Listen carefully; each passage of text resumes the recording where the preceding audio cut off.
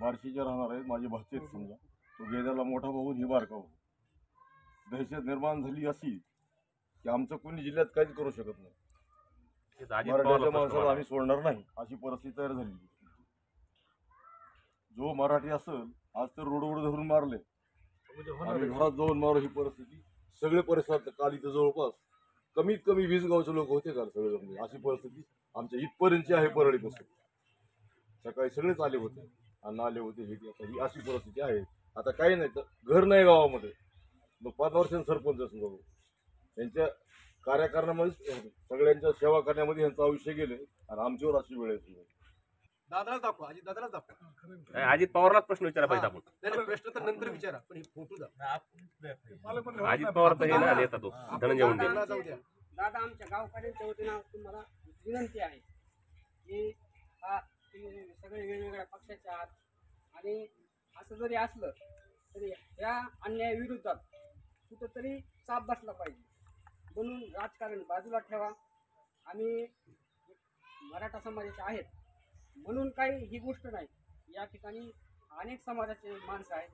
अनेक समाजाच्या माणसाची जी तळतळ आहे की ह्या विरुद्ध चाप बसली पाहिजे. इथं काय आम्हाला राजकीय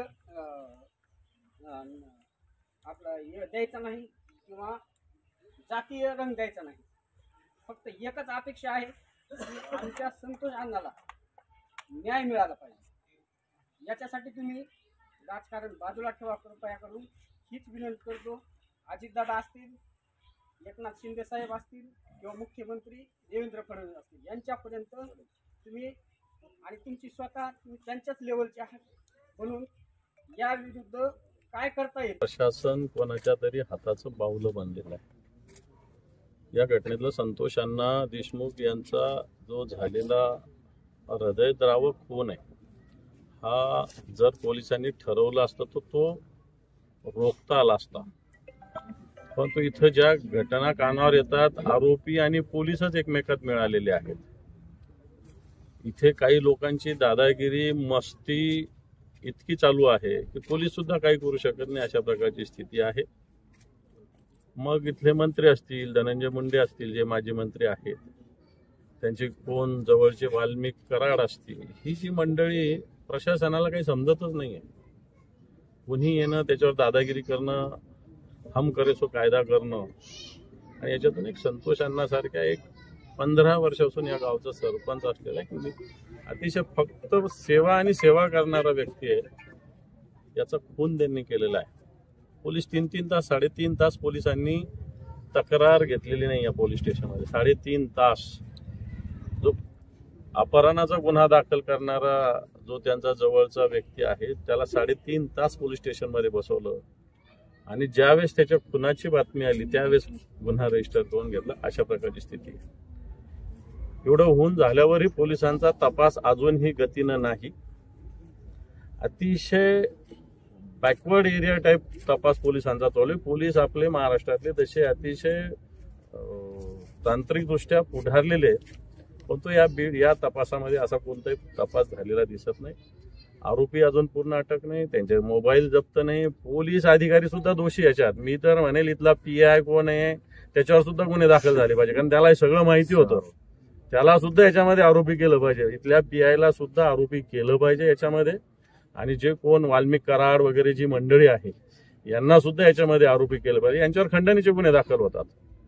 हे राजरोसपणे इथल्या कंपनीच्या येऊन वॉचमॅनला मारहाण करतात, सगळ्या गोष्टी करतात. वाल्मिक कराड यांच्यावर फक्त खंडणीचा गुन्हा दाखल होतो.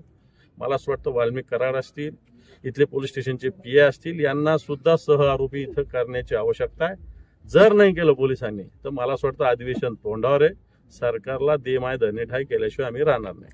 बीडचं कुठेतरी बिहार होते अशी चर्चा या राज्यात सुरू आहे. विरोधी पक्षनेता तुम्ही विधानसभेत काही आवाज वगैरे. मी बीडला बदनाम करणार नाही, परंतु काही व्यक्तीमुळे निश्चित बीडचं नाव खराब होतं हे निश्चित आहे. कायदा सुव्यवस्थेच्या दृष्टीने निवडणुकीत सुद्धा बघितलं उमेदवाराला मतदान केंद्रात जाऊ दिलं जात नव्हतं. पोलीस बघत होते तोंड घेऊन.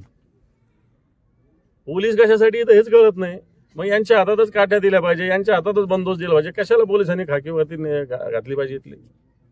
आणि म्हणून ही दादागिरी, ही दहशत वाटतं जनतेच्या जर पोलिसांनी नाही मोडली तर जनतेलाच उठाव करावा लागेल.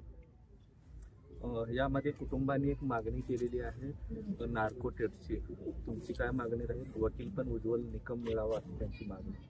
मला असं वाटतं जे पोलिसांना आवश्यक आहे आपल्या इथलेच पोलीस याच्यात तपास करण्याची आवश्यकता आहे. काय वेगळ्या यंत्रणा बदलण्याची गरज नाही. फक्त या जिल्ह्यातले इथले सोडून दुसरे कोणते तरी पोलीस चांगले अधिकारी इथं तपासासाठी आणण्याची आवश्यकता असं मला वाटतं. बाकी जे जे पोलिसांना योग्य वाटेल ते करावं, परंतु याच्यातले मुख्य आरोपी अजूनही पोलिसांनी अटक केलेले नाही. याच्या पाठीमागचा मास्टर माइंड तो अटक होणं अपेक्षित आहे. गावकऱ्यांची मागणी आपण काय बिलकुल सगळं पोलिसांनी या सगळ्या याच्या जे जे आरोपी अटक झाल्यानंतर त्याच्या सीडीआर रिपोर्ट्स येतील.